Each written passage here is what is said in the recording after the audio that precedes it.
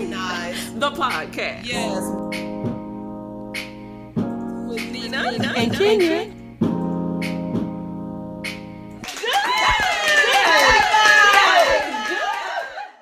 Because this will continue to come at me. Oh, yeah. And if I don't make it clear, I think that's part of my healing. Let's talk about stuff.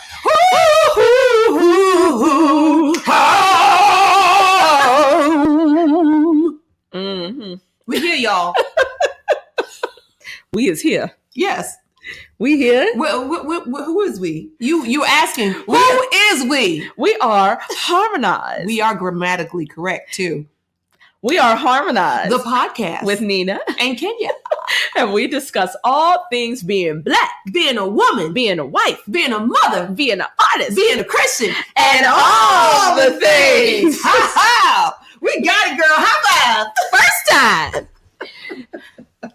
We gonna take that little clip and then like put some music and some effects on it. Yes, and Brad, then we don't have to say it no more. Yeah, that's what we just gonna call edit it in. Yeah, that's gonna be good. Mm-hmm. Yes, so we can hop right in. Hello. Yes. How's everybody feeling today? Come on, let me hear it. I mean, it is raining in Cleveland. Yes, beautiful rainy fall weather, and the leaves are turning because finally. Yes, they need the water. Yeah.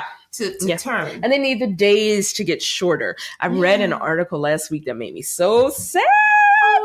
Because they were saying that environmental scientists were getting very worried because the mid-Atlantic had not started to turn. Like the fall colors were not showing up and that the leaves were falling without turning. Oh. And they were saying, there's still hope, because of the way the season cycle, like our election, not our election. But because of the way the seasons cycle, like every 7 to 10 years, that sometimes it happens later and like that. So they were saying there's still hope this season, but that this is the latest it's taken in a few cycles for the leaves to begin to turn. And that some of the worry was that if they fall without turning, those trees might not come back. Oh, so that was the worry. So I was very happy when I started to see the things turning bright orange and red and yellow. Yes. And let me tell you, because I'm a real nature buff, you know that. Yes. I take all the little kids on the nature hikes. I love that stuff. Right. There's a place not too far away from us it's a metro park. It's the North Chagrin metro park that I always take my hikes, and I love to go there around summer or spring because that's the time when Jordan and Jahi and all of them, they like to go and catch frogs and crickets, and we like to go and see. But I have to tell you that story. But we love to go out on the boardwalk on the lake on the pond. Yeah. Well, we went one year and everything dried up in 1 year because that was the year we didn't get enough snow. Right. And the leaves, had fallen without turning, and it was dry. There were no fish. There were no turtles. There was no lily pads. And I was just like, I felt like Simba coming back home. That's what it felt like. And I was like, oh my God, this world is... Well, finally, the next year, that next season, fall came. There was lots of snow. I was so happy for that snow. I was up, you're upset because you got to get ready for work and stuff. But I was so happy for the snow and the rain. I was like, it needs to rain some more. It needs to rain some more. So that by the next year, it was even more beautiful. So I was like, okay. Yeah. So we can always bounce back from what looks like death. Yes. And I think that's what... it's a cycle of life. I think you understand that there's death. There has to be death, but there is such a great life after it. There's always hope. Yes. So that's where I am. Because about a week ago, or the last time that we talked. Just about a week ago. Yes. Hey. I was feeling that. So I say all of that as I look at the red and the green and the yellow. I have this beautiful tree. Oh, yeah. In our backyard that... There's a couple of this tree. I have to find out what that tree is on our block that it looks like fire when it turns. Oh, wow. It's not a burning bush, is it? You looking at it. I don't know. I don't know what it is.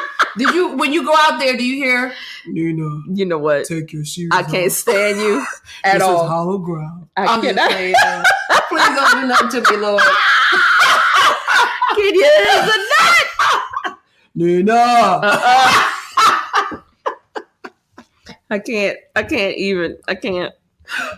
It's beautiful though. Yeah. No, but that's my favorite color Yeah. to see in the fall. Yeah. So I was very happy when I Gonna take me a came, picture. because it seemed to happen like overnight. Like I came outside and I was like, the tree is red. Wow. It went red. Because it kind of went all at once. I'm doing a sage picture because I'm gonna give it to her to edit. There you go. Yeah, because I'll let her edit.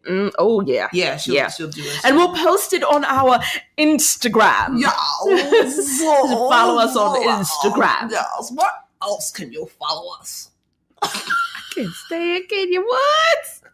You can follow us on Instagram at Harmonize Pod. You can follow us on Twitter at Harmonize Pod. Mm-hmm. You can follow us on Facebook at Harmonize with Nina and Kenya. I'm doing choreography. Wait, let me check, because the Facebook is a little bit different. I think it's Okay. let me check and see what it is, because Hang in there, y'all. Stay tuned. Y'all stay tuned. it is, the Facebook page is Harmonize Podcast with Nina and Kenya. Yes. Harmonize. Well, yeah, it's Harmonize Nina and Kenya. If you look it up, you'll find You'll find it. You'll see it. Everywhere else, it's We Harmonize cute. Pod. Yes.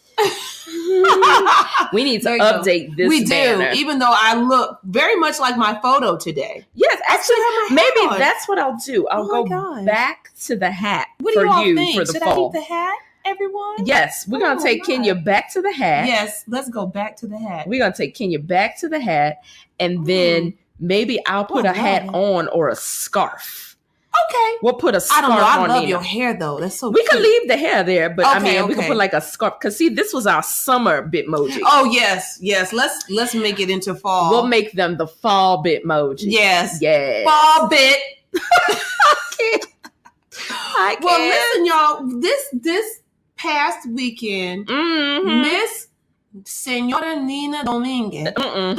Mm-mm. closed off her beautiful performance. Yay! She did. I mean, I can't tell you the tears of joy. I went on opening night Yo. and I got a chance to just sit and enjoy and relax and watch her in all of her glory, pour her entire self and being out onto the stage and I allow get it. us to take it all in. It I was just get it. wonderful. And tell us about this whole ride, because the whole thing? No. yeah. Well, you all know, if you've been listening to the pod for the first 35, 38 podcasts, Mhm. you would know that this is, you'll know a lot about the performance based on the podcast. So you all have taken the ride with us. Yes. But to have it in a fully functioning form, and to actually see it on the stage, Mhm. let us, what is it like? I mean, because we have listeners out there who they're doing these things or they aspire to do these things. Yes. Well, I mean, I would say this version of the show Mm-hmm. feels the most complete to me. Mm-hmm. Having the music. That was Bill Ransom, y'all. Yes, Big Mr. Bill shout Ransom. out. Woo! We'll put in Oh my gosh. all the things. Yeah. Having the music changed a lot for me, Mhm. because it wasn't just like, recorded. He was playing live, so we were actually able to Mhm. really follow each other. Mhm. And the parts of the show that were previously really difficult to, and I shouldn't say that. Mhm. The parts that were challenging Mhm. in a way that I didn't realize they were challenging, Mhm. this time around became fun in a very different way. And that was very strange for me, because, when you're doing a show that's about your personal trauma, Mhm. and it's like, now it's fun. That's weird, But ain't that life? right, exactly. And it's artist life, because like something will be happening to you and you're like, this is going to be in a play. Like that happens in your head, you know, so, right. But it made it, having the music, you know, I'm reaching for clarity, having the music helped me do the heavy lift of making sure it was about the story and not about me.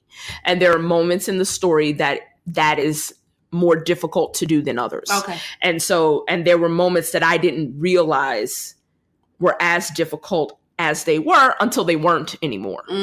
So it left, what it did for me as a performer is it left room for the moments that I knew were just difficult, were always going to be difficult. And difficult isn't even the word. Challenging is the word, because it's a challenge. Like, it's not hard for me to do, but it's challenging for me to do, because there's been enough time now. But now it's like I have more performer bandwidth to do the moments that have always consistently had that challenge, because the ones that I didn't realize were challenging me are not challenging me in the same way anymore, because I have the music, and the music does part of the work. And now I don't know how I did it without the music. You know? Right. Yeah.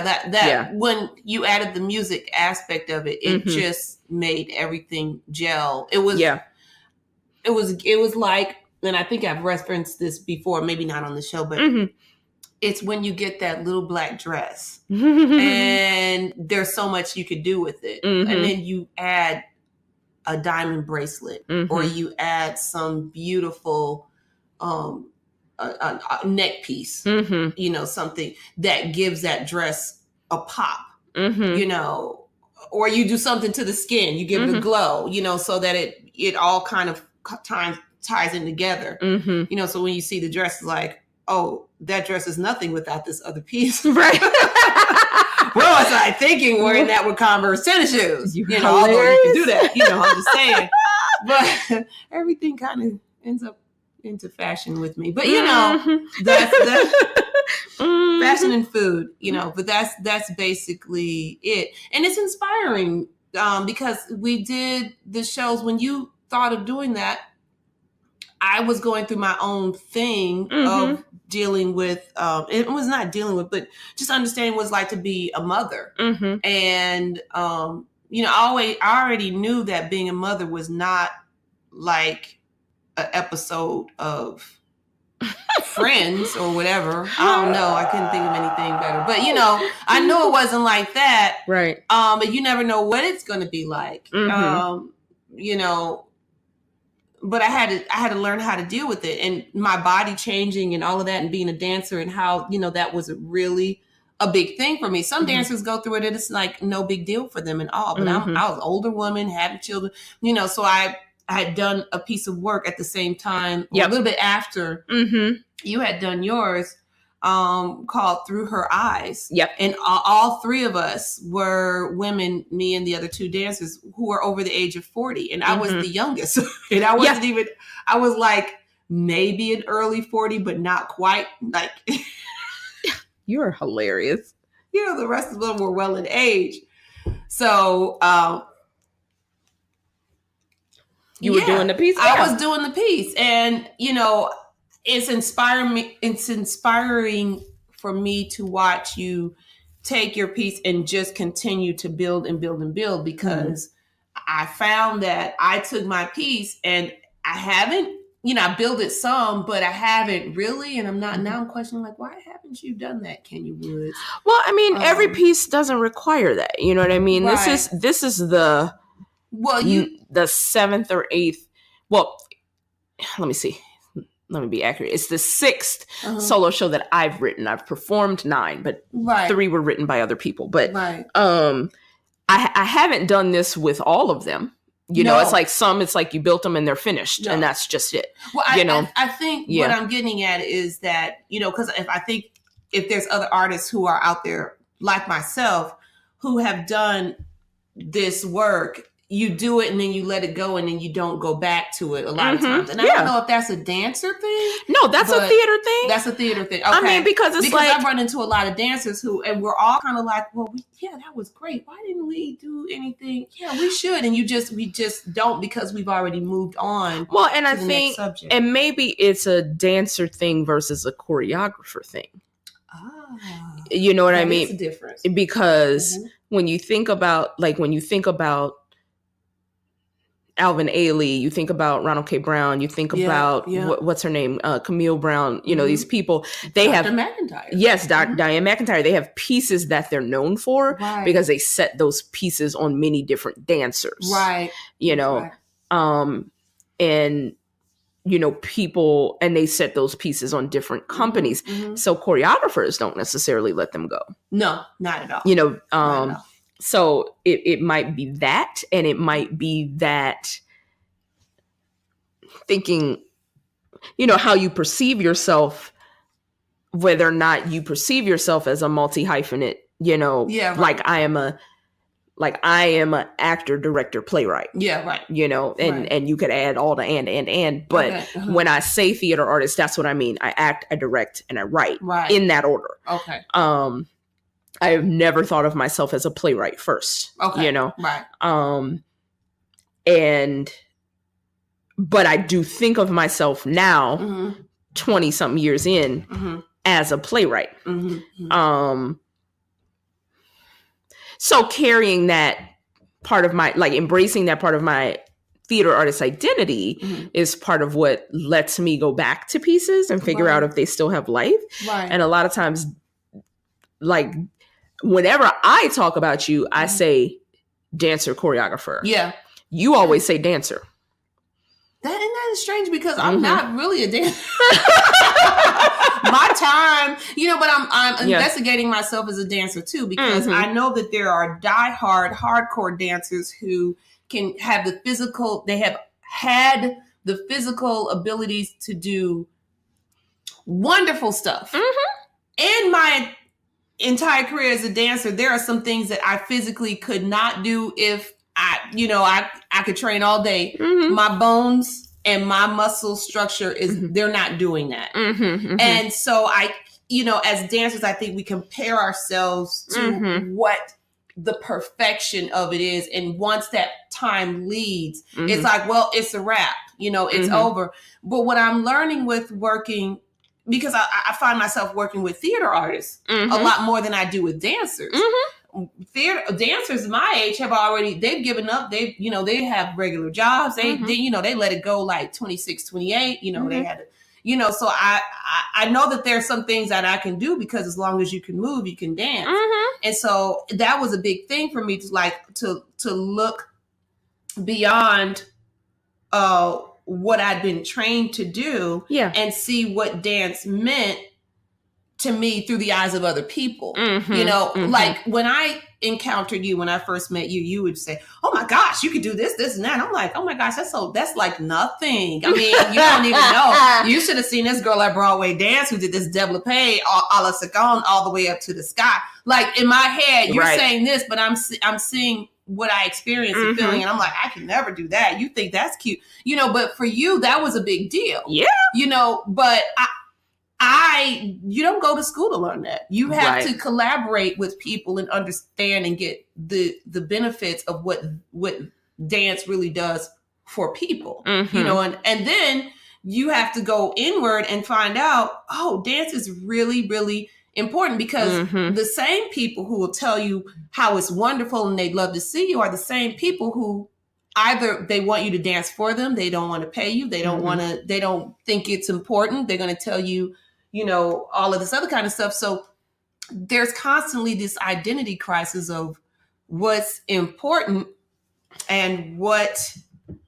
I just lost my train of thought. I'm sorry. But I distracted her. Yes. Showed her something. I'm not good at no multi-nothing. Not when it comes to beautiful pictures. But I find this a lot among my colleagues that, And these are people who I highly regard. Yeah. But I know what it is that they're going through, because at some point, as a dancer, you're going to go through it. You question yourself. You know, I never was able to do this. I never would. So I guess I can't do it anymore. Yeah, and I think you go through it no matter what your you know, what your art is or what your profession is. There's a degree of that people go through, and I've been reading a lot lately, and I haven't necessarily been seeking it out. I think it's just an idea that's circulating, so people have been writing about it a lot. This idea of mastering one thing or being good at many. And I saw, and, you know, and we talk about that all the time, because that's what Harmonize is about. Right. But there was let me see if I can find it while we're talking. Okay. So there was a, I want to say it was like a series of memes about common sayings, you know, that people, you know like the first half of it, but they don't know the second half of it. Okay. And so they were, I hope I can find it. I hope I can find it, because it was so good. And it was like a whole bunch of them. And it's like, why don't I know the rest of this saying? I didn't know that that's what that said, you know, and how what happens is, because we don't know like the second half of the saying, then we don't actually have the full meaning. And that what people have done is they have taken the partial meaning to put forward these ideas that aren't actually beneficial. Kind of like those bad quote commercials. Yeah. So I think I just found it. Okay, wait. Really bad commercials. I mean, really bad quotes. Right. Okay, yeah. I think I just found it. So, well, this is one of them. So here's one, right? It says, so we all know Jack of all trades, master of none. But the ending of it is, but better than a master of none. Oh, that makes a big difference. Actually, wait, Jack of all trades, master of none, but better than a master of one. So it's like the thing is actually saying it's better to be good at a lot of things, rather than a master of only one thing. Okay. Right? Okay. Everybody knows curiosity killed the cat. Yeah. But it's curiosity killed the cat, but satisfaction brought it back. I knew. That's right. Honey, the girls in the hood would say that. They knew that. Right. Curiosity killed him. But satisfaction brought it back. Right. You know, and everybody always says blood is thicker than water. But that's not the saying. The saying is the blood of the covenant is thicker than the water of the womb. Ooh, right? I didn't know that. So it's saying that relationships formed by choice are stronger than those formed by birth. That's the meaning of that. Oh, snappy. Right? Boom. Bloop. Bloop. Bloop. Let me see. Let's see. We got that one. Yeah, that is right. Yeah, that is right. That's all I can say is that. Right. Let's see if I can find the next one. Yes. The next one say, nope, that's not it. Okay. She's that's not it. That's not it. Oh, here we go. Great minds think alike, but fools seldom differ. Ooh. Ooh. Oh. Yes, it is good to get the full story, picture. The full picture. Yeah. So where I was going with that, right, is we are taught, especially like in art forms, people are not often interested in creating holistic artists. They're creating disciples of their way. Okay. Like I want you to know this technique, and then I can claim that I taught you. Right, right. And this is my thing. As opposed to, I've learned this technique, but I am living the world. Right. How is it? How am I applying it? Right. I think the key is application. Mm-hmm. I had a very cryptic talk with a dancer who I had a part of his training. Okay. And to me, in my eyes, because I've seen him at such a young age, and he's grown into this beautiful, beautiful, beautiful dancer. And he's, and then that's not all that he does. But I knew him when that was his world, and it still is. And he'd gone through a series, because he had done all of the auditioning, he'd done the stage work, he's done choreography, he's done this, he's done that. And then it wasn't bringing him any joy anymore. And, admittedly, living in New York, I felt like that. A lot of people felt like that as dancers, that because you're using your body, your body changes, and then you have to relearn a new way to use your instrument.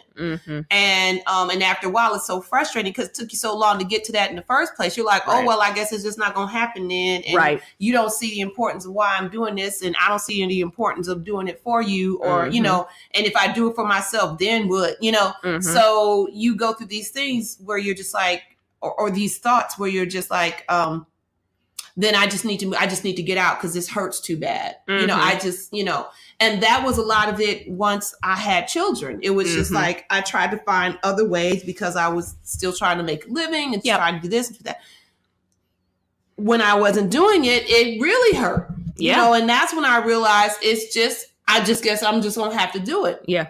So I went through my journey, and then I heard myself through him as he was saying, oh, I don't do that no more. Oh, I've retired, or I'm doing this whole completely different other thing, which, by the way, is not bad. I'm not saying that's bad not at all. Not at all. But, in my mind, I'm like, yeah, you'll be back. You won't be able to breathe without doing this. Right. But, there's things that I wanted to tell him, like, just because, your leg used to do this, or maybe your leg never did that, does not devalue what you do and what you know as a dancer at all. I mean, at all. And I didn't know that though until you heard him saying it. I've heard you say it. I've heard, and I watch how you apply it too. I've seen firsthand your approach to theater, and yes, you have. Yes, I have. Because I dragged you. That's right. Kicking and screw like, Kenya, I need your help. I'll be kicking. I'm like, come on, Miss Lena. I got my purse. I got yours. Let's go. But I think the beauty of it is that you have, and you correct me if I'm wrong. Okay. That you have learned very early on and very quickly how to advocate for yourself and how to not take no at least as the first answer. And you've had to do it maybe through trauma. Yeah. Maybe through, there's a lot of levels that you've had to do it, but you've had to do it. You've had to do it. And so there is no other way. Well, and I think too, I have to give credit where credit is due. My very first and probably most influential professor, Dr. Hyatt, who is still, my mentor to this day. I need to call him. We're about due for a conversation. Oh, yeah. I need to call Dr. Hyatt. Right. He was very deliberate about planting the idea in all of us to define success for ourselves. In other words,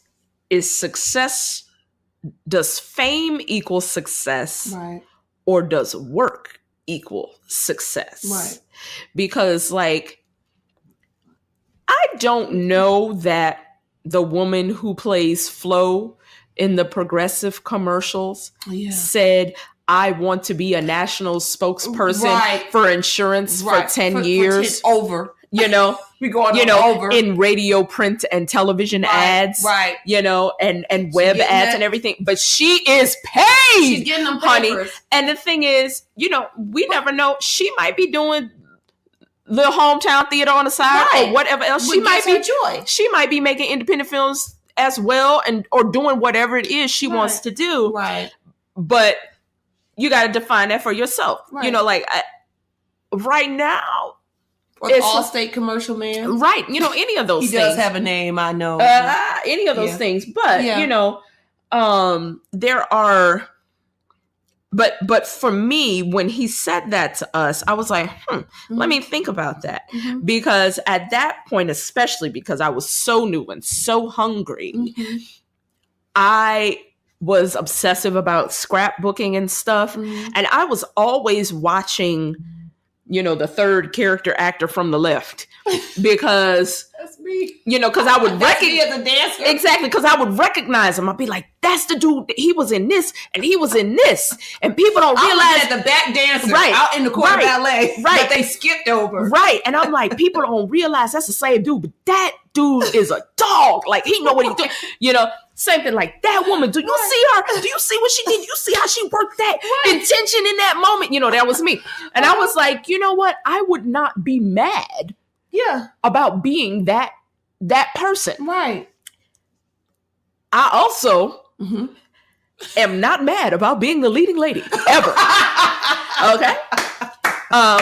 But you know, at that point I was still trying to figure out like, who am I? And what I know is, well, I'm Nina Domingue. AKA Nina Domingue. Hello. But people will like, you know what I'm saying? Like, because comparison is one of the ways we learn. You know, I am and I'm really not trying to be so suchy much, y'all. No, come on now. But I am a Meryl Streep, Thandie Newton class. You know what I'm saying? Right. Like I put Meryl and Thandie together, and I put like I'm trying to think who's Viola's white equivalent because it's not Meryl. Okay. I put Thandie and Meryl together. Yeah. Because I'll do it like this: Thandie and Meryl and Jeffrey Wright, what's the guy? And Mahershala Ali, are one category of actor. They are the actor that they disappear inside character. Don Cheadle is not in that class. He's not. He's not. No, I'm gonna tell you what class he's in. Okay. But Meryl and Thandie and Jeffrey and Mahershala. They are the type of actor that when they are playing a character, you only see the character. Yeah. Then you have the class that's like Viola and Denzel and I'm trying to think of who is the white woman, Nicole Kidman maybe, and where you always see a piece of that person. Okay. Like Denzel is never gone. There's always some Denzel there. Viola is never like all the way gone. There's always a little Viola. Okay. Thandie disappears. Jeffrey Wright disappears. Meryl Streep disappears. Right. You know what I mean? Like they completely become character. I don't think one or the other is better. I think there are two different styles and approaches to acting. Right. But all, I would say, in the same tier, you know, they are like the best of the best. But I put myself in that Meryl, Thandie, Mahershala, Jeffrey category because I disappear inside character and yet I'm a lead. Right. You know what I mean? Which you did. I mean, you just did this. Well, and I'm saying like, because like you look at Sophie's Choice, Meryl Streep is not the same as The Devil Wears Prada. No, not at all. Okay. Equally crazy, specific, you know, whatever type of intentions and objectives and all of that. Thandie Newton from Crash is not the same woman that's in Westworld. No. Completely different. Right. You know what I mean? But the Viola that you see in Fences, you also see in How to Get Away with Murder. You know what I mean? So there's, you know, the Denzel that's in Pelican Brief, you see a little bit of him in, you know, some other movie. Right. I'm doing this. Right. That one. Right. but y'all get what I'm saying. Yeah. They are on the same level, you know, but they are different styles. But I, you know, there was a point where I realized I am a character actor who is a lead, not a character actor who's a background. Okay. Right. You know, like, so, but I had to understand that to then say, okay, so then what is my goal and what do I want? Okay. You know, and I think that's good to bring up too, because I think with dancers, you can be that as well, but because the training is such a big part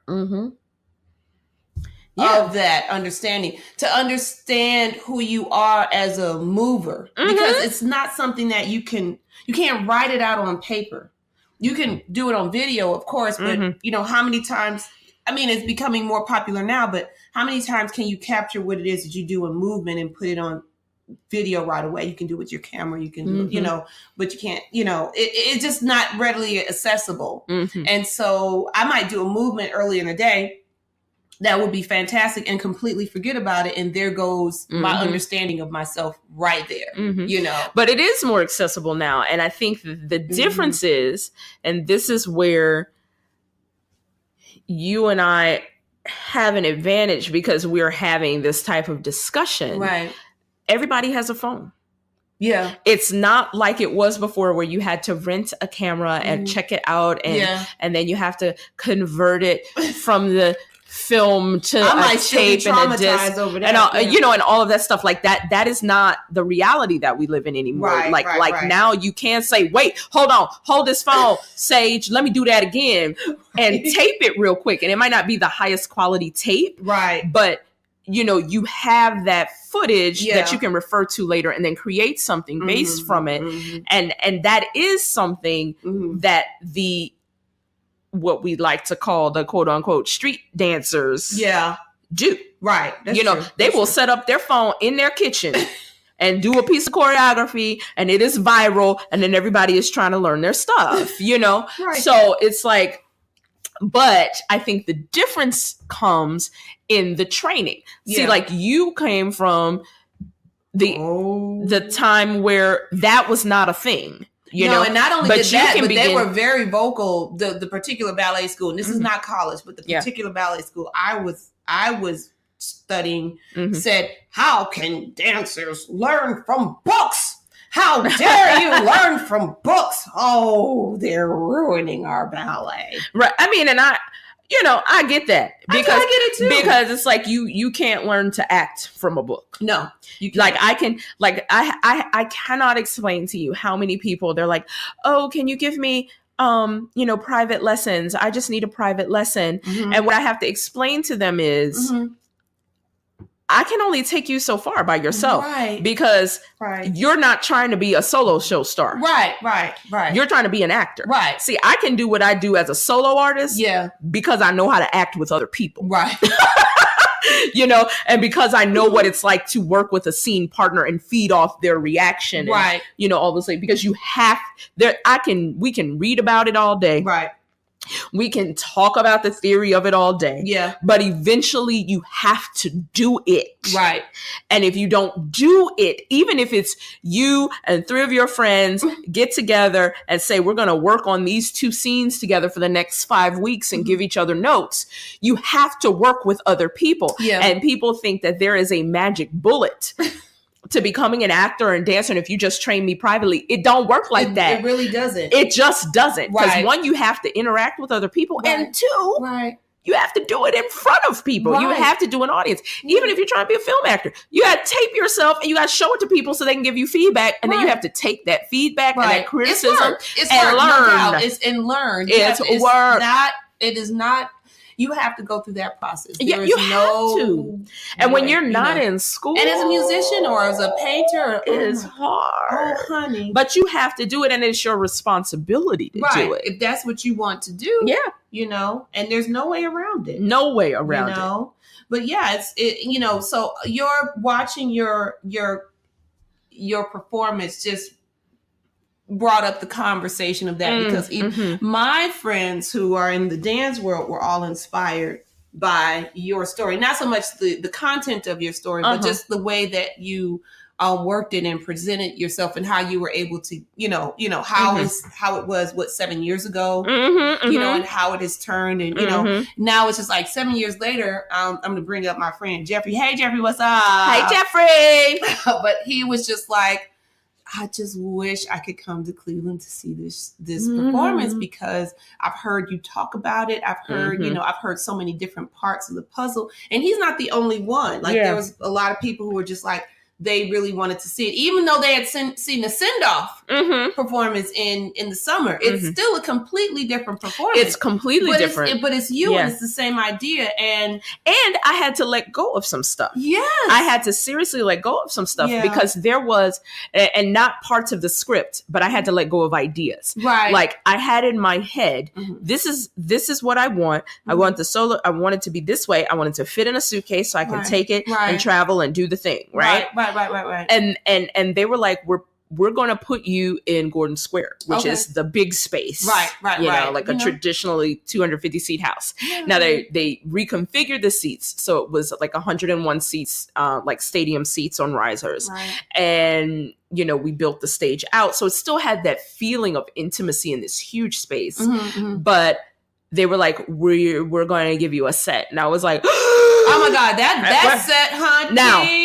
Now, let me tell you, the set was amazing.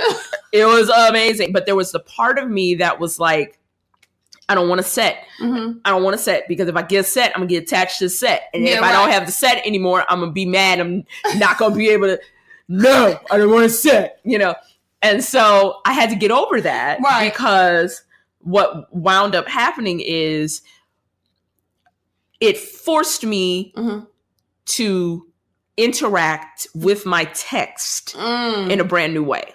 Because there were things that have been consistent for 7 years. You know, like this is how I did it the first time and I'm still doing it this way. You know, and so there were things that because of the nature of the set, I could no longer do it that way. So it forced me to rediscover my own text and find new things in it, which is always a good thing as an actor, always, to find new stuff. And it forced me to rely on the team that I had built. Like I needed you and Bill and Nathan and Inda and Dret. Like I needed y'all. You know, I needed to hear Raymond, the artistic director, and Beth, who was a line producer, say things to me like, listen, we get like submissions for solo shows all the time. And it's always a picture of some actor and a stool or some actor and a block. But I'm thinking about the pictures that's going to come out of this. And people are going to be like, what is that? And I was like, oh, you're right. And my marketing brain kicked in. And I was like, yes, let's have a set, damn it. You know, and you know, and I still had my moments with it. I had a one moment where I was just, I had a tantrum. I will admit it. I had a tantrum. It was private. I had it with Nathan. I had my full tantrum. Okay. And he was like, okay, so I know you think you're having a tantrum. And I know how you feel about actors who have tantrums. And I know you're not trying to be that person. I want to say to you, you're not having a tantrum. You have some concerns. And they need to be raised. Nathan is wonderful. Isn't he though? It's like they need to be raised. And we need to talk about them. But I'm glad you talked to me first. You know, but then we talked about it. And then, you know, we had a big meeting and everybody came together and we were able to talk through some things. And I was like, okay. And then, you know, they like worked through the night and got some things finished and adjusted. And then when I came in the space and saw it, I was like, wow, it's amazing. And then I immediately started crying. I was like, I'm a brat. And they were all like, no, you're not. They're like, no, you're not. And, you know, and she was so sweet. She's like, listen. She's like, I understand. What you saw was not finished. Right. And you've had no middle step. You went from having no set to having a set with a 12-foot tall bookcase, which you climb into. It's kind of extreme. Oh my God. She's like, and you have had not a lot of time to work with it. Yeah. You saw it unfinished and you weren't supposed to. You were supposed to see the finished product first. You know, she's like, and so it had to synthesize for your brain. Right. She was like, it's okay. Yeah. And I was like, thank you for understanding my actor process. It's truly inspirational. It really was. I mean, the whole thing. I'm so glad that you were able to, you know, take it with you and let it bloom, let it blossom for a bit, and it'll still continue to bloom. So. And then out of that, it'll grow and grow and grow and grow. Yeah. But I'm not sure. But I know that this is a very important piece of work for you. So we're trying to get some hospital systems to sponsor our tour. Oh, yes. If you know of anyone either in the U.S. or around the world. Well, we'll start with the U.S. Okay, we'll start with the U.S. Just so you hospital systems all over the country. Oh, I think I have an idea. Let's discuss it. We will. Yeah. But we are going to tour the show. Yeah. And so it is exciting. But I think to kind of bring it back around to what we were talking about initially, like part of the challenge doing the show now at 42, after 6 surgeries and 5 kids, was, can I physically do this? Girl. And you're taking, because 42 is a magic number. On my 42nd birthday, I auditioned for Diane McIntyre for Why I Had to Dance. Yes, you did. Yes, oh, we have to take a moment of silence for Ntozake Shange, who passed on October 27th, which is also my husband's birthday. So I will never forget it. No. This has been quite a year. It has been a year. And, Donald McHale. Oh, no, was that Donald McHale this year? No, that was last year. That was last year. But what's your name? Arthur Mitchell. I still don't think I've really. Yeah. And Ntozake, for me in particular, I was very blessed to meet her because of Diane. Right. And do her work. Yeah. Represent her. Yes. But I got to spend time with her on 3 or 4 separate occasions. And it was actually because of portraying Lady in Red in For Color Girls that I went on to write Your Mama. Right. Because of the final poem, which is not A Night with Bo Willie Brown. Everybody thinks that's the last poem. That is not the last poem. Okay. The last poem is, I woke up one night walking in a boarding house, a ghost of a woman who was missing what I was missing. I wanted to jump out of my bones and be done with myself. Until the only tree I could see took me in her arms, swinging rose light everywhere, made me dawn dew. Girl, Nina, okay, we can't go into this right now, but Nina, you had a dream earlier in the summer. We got to talk about that. Yeah. Okay. So that poem, though, when I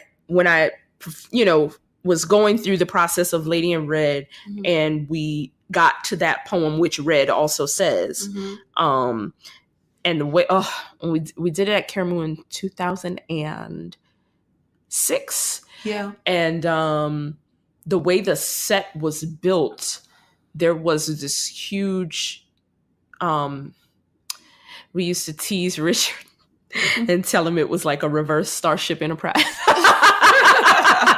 But it actually looked like if you looked at it, it was almost like a womb and ovaries. Wow. And they were like curved down. So they were these almost, they weren't slides. We didn't slide down them, but we walked down these ramps. And so, but when you walked through the center part of it, it was almost like a diving board. Wow. So it was like I took that poem to the edge as I was saying it, and the other women were on different parts of the set. So it was like, she was in the position to jump. Right. Right.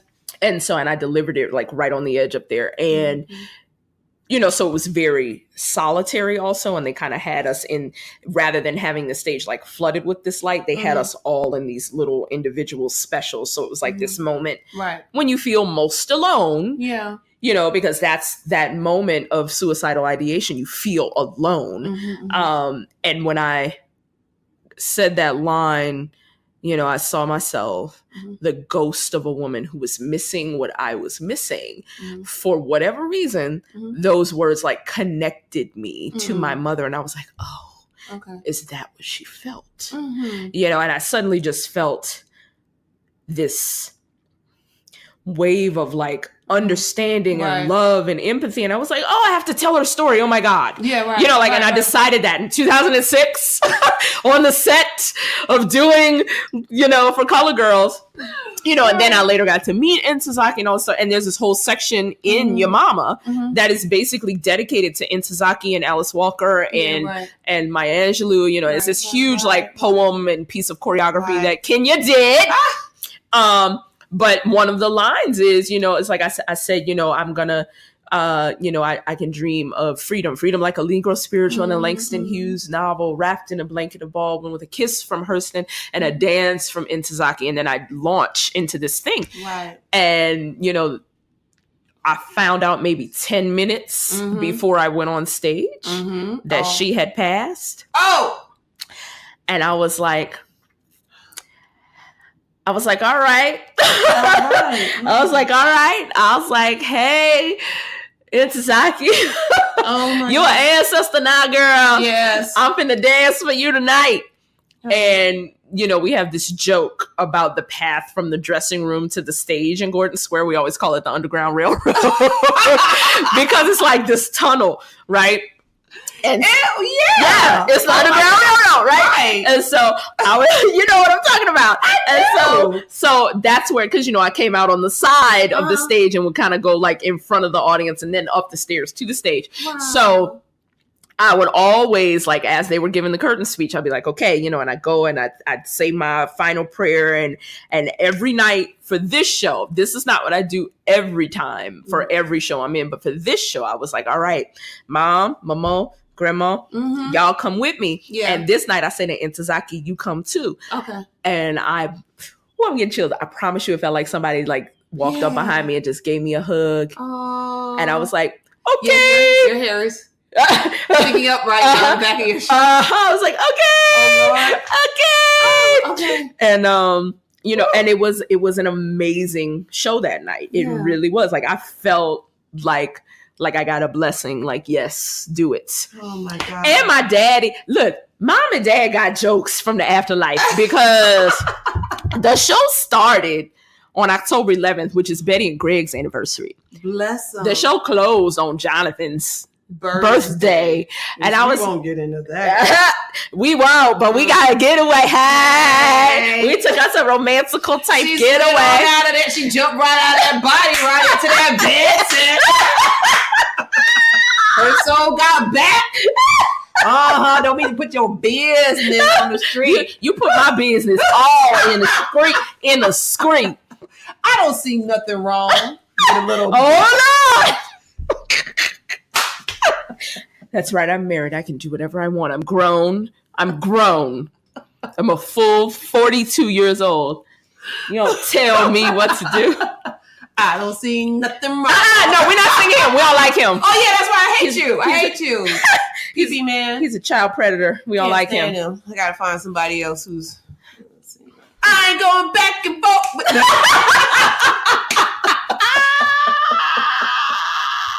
There are many other songs I know. We had a playlist for the weekend. Yes, we had to find out. Oh, should I share with them the playlist? No, y'all don't get to know my business. No, you gotta go. You gotta work out. Oh, is it time for me to go see Rashida? We'll see y'all later. We will talk about the shenanigans. This is part one. Yes, we'll come back to fall back part two. Yes, fall back because Rashida not about to kick my behind for being late to the workout. Oh yeah, I monopolize this episode. When she's happy. We want to get her while she's happy. we gonna let Kenya talk next time. Yeah. Oh well, you know I. Whoops. Oh, stop. Go on. All right, we out of here. Peace and hair grease. Yeah.